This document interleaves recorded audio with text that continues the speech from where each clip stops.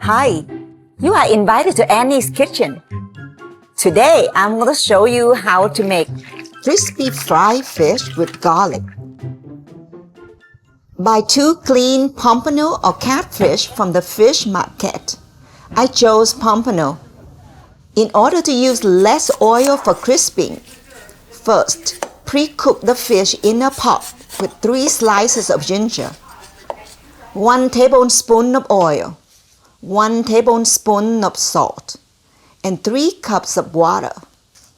Cover and cook on medium heat for 20 minutes. Drain and set the fish aside. Chop some garlic.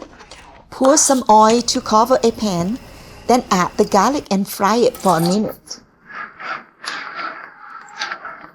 Add the pre-cooked fish into the pan and fry each side for 4 minutes until crispy.